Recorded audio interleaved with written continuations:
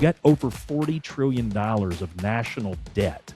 Guys, I think the tax rates are going to be terrible in the future. If you're always going to be in a high tax bracket, 25, 28, 32, 38 plus whatever it grows to, do you need to dismantle that tax time bomb? The answer is yes.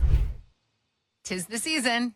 For those of us thinking about taxes now, Q1, having tax meetings with the professionals that we work with, what should the conversations around these subjects that we should be having right now?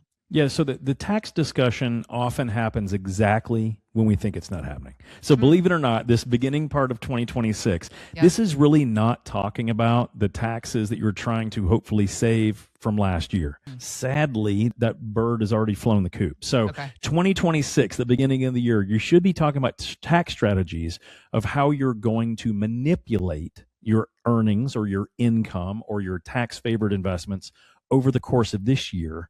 For next year. There are some minor things that you can do. You can contribute to an IRA. You can do things like that. But the real truth of the matter is this is where we're planning for next year's tax return. So the big things I see, all right, these are the big things. So people that have done a really good job saving typically have two issues, Heather, two major ones in retirement. Because if they've done an awesome job saving, they probably have a tax issue or a potential tax issue, depending on how they work their strategy, and they probably have an RMD issue. It's just how it works. So if you've saved millions of dollars in tax deferred accounts, and we kind of are aware of this, tax deferred accounts, we get a tax break when we put the money in most of the time, but when we pull the money out, we're going to be hit at our full marginal tax bracket.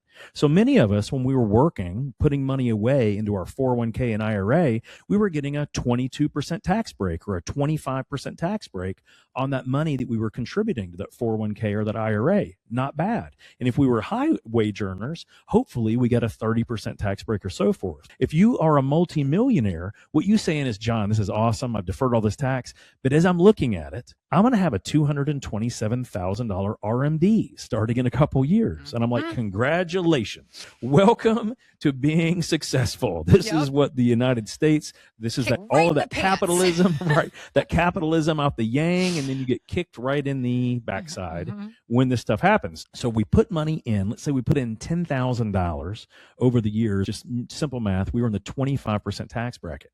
So we put in $10,000, we get a $2,500 tax break. Okay, not terrible, better than paying full taxes. But as we pull that money out, let's say that you've been putting that money in for the last 30 or 40 or 50 years that you were working. That first $10,000 you put in may be worth almost like $700,000. This is not a joke. I was just witnessing this a couple weeks ago when I was sitting down with someone. Yeah, they got really lucky. They put money in. They got a good mutual fund that owned Apple and Google, all that stuff. And so that first like 10, maybe it was 15,000, but it turned into almost $700,000. So it was all in an IRA, and they were going to be turning 73 next year. How much do you think that they were supposed to take out? So they were just going to be turning 73. Let's say they got $1 million in this account. How much money do you think they have to pull out to satisfy the RMD, required minimum distribution? It's roughly 4% in the beginning, right? So they're going to have to take out 40 grand. That plus their Social Security income, some dividend income, and he had an annuity that was going to be kicking on, I think at age 70, so it had already started kicking in. That was going to put them in the 28% bracket. So this is where insult meets injury, right? So they got a $2,500 tax break to put this money in. It was worth multitudes more than that $10,000. But now that they're going to pull that money out on that first year of RMD, they're going to pay nearly $8,000 in taxes on $2,500 tax break. Here's what I see happen all the time. Someone goes, John, I'm great. I'm good to go, man. You know, I've got like $5 million, my IRAs, I'm good to go. And when we start looking at the tax aspect, they're like, oh my gosh, maybe I'm not good to go. How come my CPA didn't talk about this? I'm like, well, at this stage of the game, there's not a whole lot your CPA can really do in your situation because like you've saved the money, you got the tax break. Now you got to pull it out. You didn't spend it down. You didn't what I call diffusing the tax time bomb. You just let it keep compounding. And now you're going to pay those rates forever. Now, here's my question. If we expect tax rates to go lower in the future, then we would let that money keep compounding. But guys, what do you think?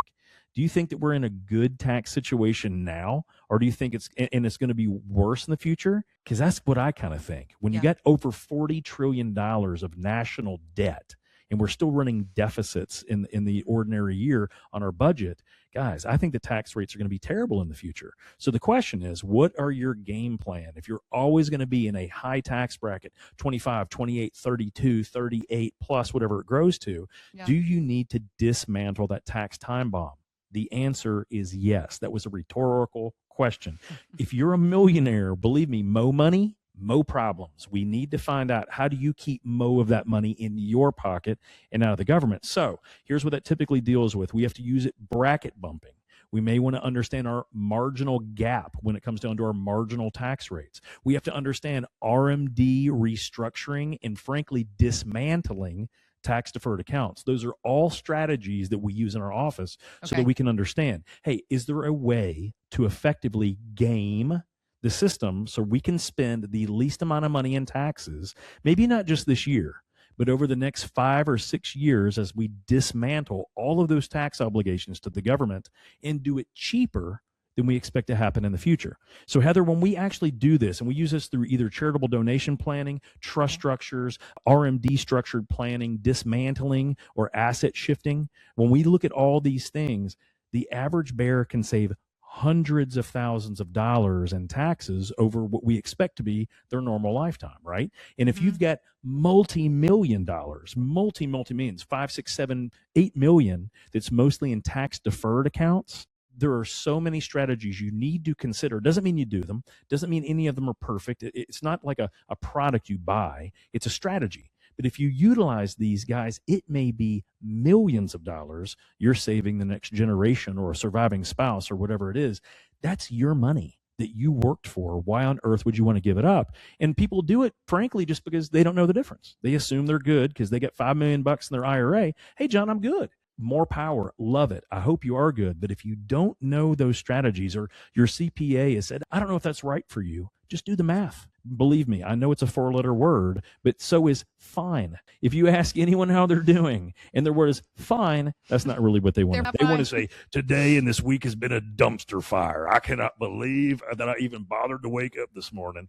You know, that's what fine. Same thing for math for most people. The difference is, if we understand how that math works best for you, you can exploit it. And that's one of those times when the word exploit is not a bad word. It's good. We want to utilize the laws, the way they're written, to put yourself in the best situation you can. And with most people, when it comes to tax planning, it's a choice. You know, our CPAs and our tax attorneys that we have on staff, they're simply just looking at the situation saying, hey, we can do these 8 or 9 things. Any of them you like? Oh, I like this one and this one. What about those? Not really my thing, or I don't understand it, or that seems complicated. No problem.